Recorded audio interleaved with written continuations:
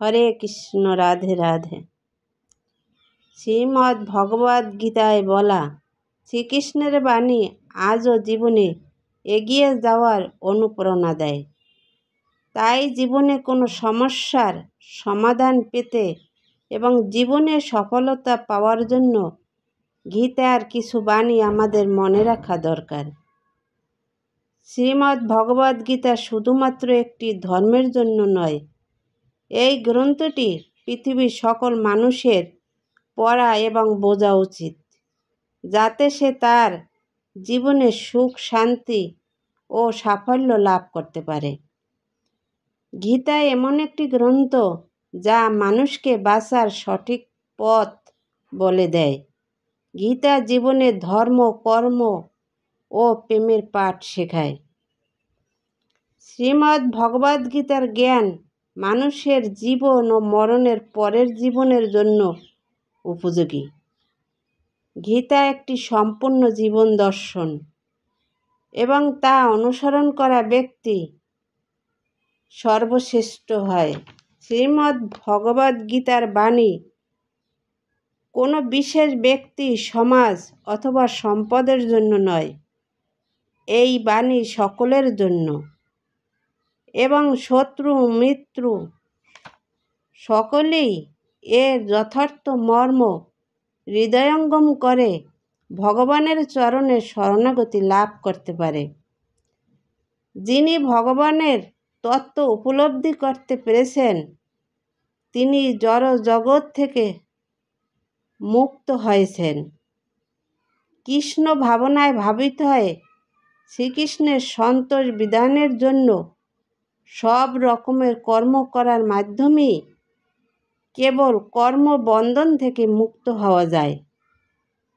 শ্রীমদ্ ভগবদ্ গীতায় বলেছেন, এক শ্রেণীর মানুষ ভগবানকে তুষ্ট করার জন্য তাদের সব কিছু ভগবানের চরণে অর্পণ করেন, কিন্তু আর এক শ্রেণীর মানুষ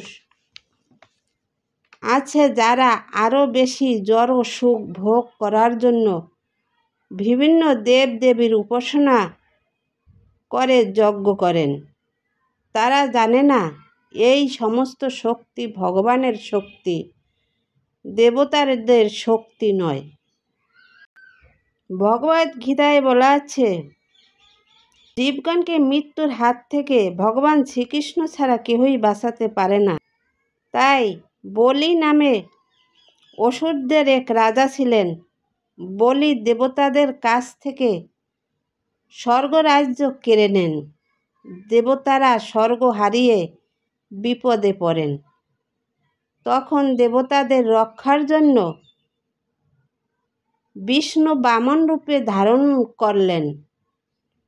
বলি বিরাট এক যজ্ঞ করেছিলেন। যজ্ঞের সময় যে যা চাইছিলেন তাই তিনি দান করেছিলেন। বলি মহারাজ তা দিতে রাজি হলেন। সঙ্গে সঙ্গে বামন বিরাট আকার ধারণ করলেন। তিনি আরেক পা স্বর্গে এবং আরেক পা মর্ত্যে রাখলেন। তৃতীয় পা রাখার কোনো জায়গা ছিল না। অসুর হলেও প্রবল বিষ্ণু ভক্তির কারণে বলি তার মাথার উপর সেটি রাখতে বললেন।